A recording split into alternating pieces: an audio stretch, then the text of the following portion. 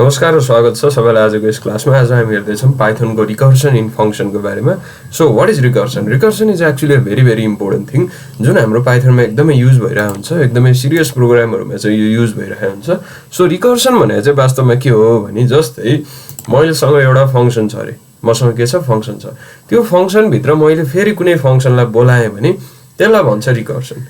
जुन फंक्सन बनाएको छ त्यही फंक्सन भित्र त्यो फंक्सनलाई बोलाउने। जस्तै म एउटा एक्जाम्पल दिन्छु है त। जस्तै मसँग एउटा फंक्सन छ रे फ्याक्टोरियल नामको, जसले मलाई फ्याक्टोरियल दिन्छ है त। सो फ्याक्टोरियल भने के हो भनेर हजुरहरुले क्वेशन सोध्नुहुन्छ भने फ्याक्टोरियल भने के हो म एक्सप्लेन गर्छु। यदि हजुरहरुको म्याथ ब्याकग्राउन्ड छैन भने चाहिँ हजुरहरुलाई अलिकति बुझ्न गाह्रो हुन सक्छ। सो त्यही पनि I will try. So factorial भने चाहिँ वास्तवमा के हो भने जस्तै 5 को फ्याक्टोरियल भने के हो भने नि 5 देखि मल्टिप्लाई गर्दै जाने 1 छ। 5 into 4 into 3 into 2 into 1 यो भनेको 5 को फ्याक्टोरियल। अब 4 को फ्याक्टोरियल भने के होला? 4 को फ्याक्टोरियल भनेको 4 देखि मल्टिप्लाई गर्दै जाने 4 into 3 into 2 into 1।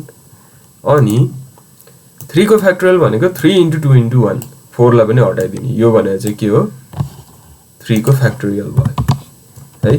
सो कुनै पनि नम्बरको फ्याक्टोरियल भनेको त्यसलाई घटाउँदै जाने, मल्टिप्लाई गर्दै जाने, 1 सम्म पुर्याउने। अब यहाँबाट म हजुरहरुलाई एउटा चीज देखाउँछु के। त्यो के हो भने जस्तै 5 को फ्याक्टोरियल भने के हो? 5 into 4 into 3 into 2 into 1 है। यो हो भने 5 को फ्याक्टोरियल भनेको 5 into यो भने त 4 को फ्याक्टोरियल हो। 5 into 4 को फ्याक्टोरियल पनि लेख्न मिल्छ भनेपछि यही चीजको हामीले चाहिँ यहाँ युज गर्छौं। 5 भनेको 5 into 4 को फ्याक्टोरियल हो। त्यही कुराको हामीले यहाँ युज गर्छौं। कसरी अब हेर्नुस् है त।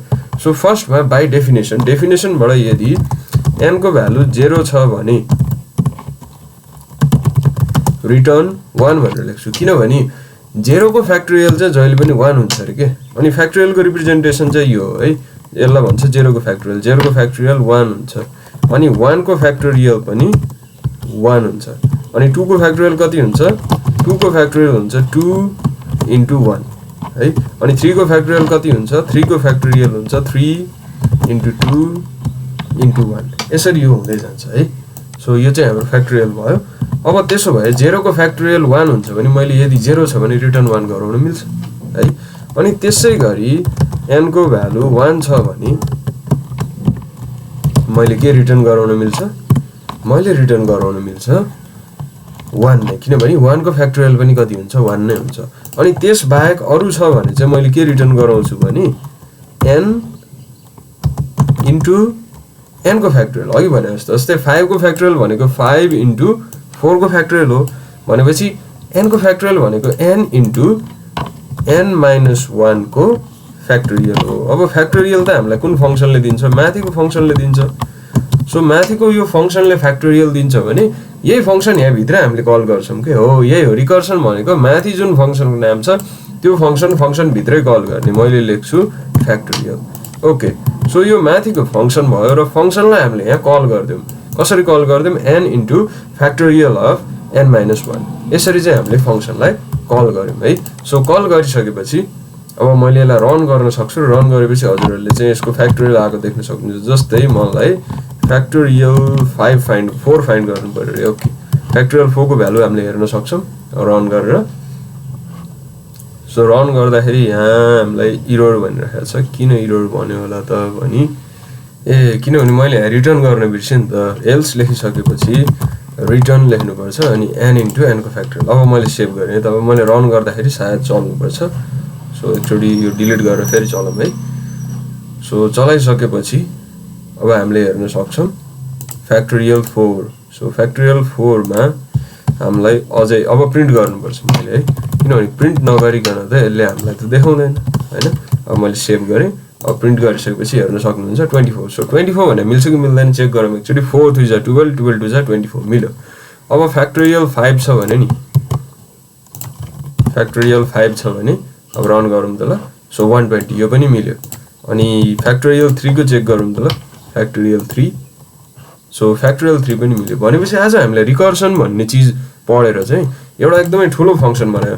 यदि रिकर्सन भन्ने चीज नभइदिए भए नि फ्याक्टोरियल निकाल्न एकदमै गाह्रो हुन्थ्यो कि हामीलाई वास्तवमा तर रिकर्सन भन्ने चिज भइदिनाले एकदम सजिलो भयो n को भ्यालु 0 हुन्छ भने 1 देऊ रे n को भ्यालु 1 हुन्छ भने 1 देऊ रे अरु जतिसुकै n को भ्यालु हुन्छ भने n into factorial of n - 1 function भित्रै फंक्सनको नामलाई कल गरिदिने यसलाई भन्छ रिकर्सन अब अर्को एउटा चीजमा पनि यो युज हुन्छ त्यो हो Fibonacci sequence so Fibonacci sequence भने चाहिँ वास्तवमा यो म्याथमा पढ्नुपर्छ अलिकति हायर लेभलमा पढ्नुपर्छ के 11 12 पनि सायद पढ्नु पर्दैन होला ब्याचलर्स तिर गएर चाहिँ पढ्नुपर्छ होला है सो एकदमै सिम्पल छ म सिम्पल तरिकाले बुझाउँछु फिबोनाची सिक्वेन्स भनेको फिबोनाची सिक्वेन्समा चाहिँ के हुन्छ भने फर्स्टमा 0 हुन्छ त्यसपछि 1 हुन्छ त्यसपछिको नम्बर चाहिँ अगाडिको दुईटा नम्बर जोड्ने अनि हाल्ने जस्तै 0 + 1 कति हुन्छ 1 हुन्छ हाल्दिने अब फेरि अगाडिको दुईटा नम्बर जोड्ने 1 + 1 कति 2 हाल्दिने फेरि 2 + 1 कति 3 हाल्दिने फेरि 3 + यो 2 कति 5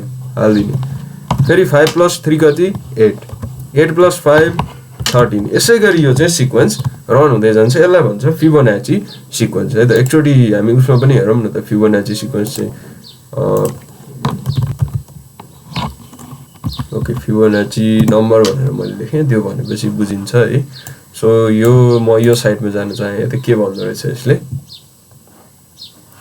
सो फिबोनाची सिक्वेन्स भनेको यसले पनि त्यही भन्छ है फर्स्टमा 0 1 अनि त्यसपछि 1 किनभने 0 र 1 जोड्दा 1 हुन्छ फेरि 1 + 2 3 2 + 3 5 5 + 3 8 8 + 13 21 यसै गरी चाहिँ हाम्रो यो रन हुँदै जान्छ अब यसको फंक्सन मैले चाहिँ हाम्रो बनाउनु पर्यो यहाँ है त सो यसको फंक्सन बनाउनको लागि मैले लेख्छु डेफ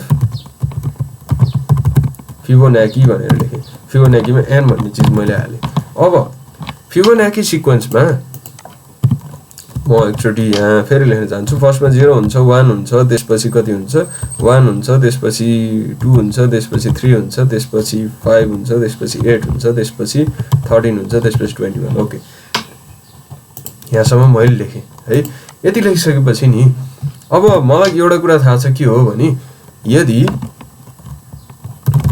n को भ्यालु 1 छ भने 1 भनेको फर्स्ट छ भने के आउँछ त्यसको भ्यालु 0 आउँछ त्यसैले मैले लेख्छु रिटर्न 0 है फर्स्टमा के छ 0 रिटर्न गर्नुपर्छ n को भ्यालु 1 छ भने 0 रिटर्न गर किनभने फर्स्ट पोजिसनमा हाम्रो के छ 0 छ त्यसपछि n को भ्यालु 2 छ भने सेकेन्ड पोजिसनमा हाम्रो को छ रिटर्न सेकेन्ड पोजिसनमा हाम्रो 1 छ त्यसैले गर्दा रिटर्न 1 भनेर लेखेँ अब यति गरिसकेपछि अरु जे आए पनि हामीले के गर्छौं एल्स रिटर्न फिबोनाची अब हेर्नुस् मैले यहाँ फिबोनाची भन्ने कुरा कल गर्दै छु n - 1 अनि त्यसपछि प्लस फेरि फिबोनाची n - 2 किन n - 1 र n - 2 गरे होला किनभने जस्तै यो पोजिसनको निकाल्नु छ भने यो भन्दा एक स्टेप अगाडिको पोजिसन र यो भन्दा दुई स्टेप अगाडिको पोजिसनलाई मैले गएर चाहिँ लिनुपर्छ त्यसले गर्दाखेरि मैले n - 1 र n - 2 यहाँ लेखेँ है त सो अब हेरौँ हाम्रो फंक्सन चाहिँ कतिको रन भएको छ सो फंक्सनलाई अब तल गएर मैले कल गर्नुपर्छ सो मैले लेखेँ फिबोनाची 5 ओके फिफ्थ पोजिसनको मलाई चाहियो अनि मैले त्यसलाई चाहिँ प्रिन्ट गरेँ प्रिन्ट गर्न बिर्स्यो भने फेरि आउँदैन है सो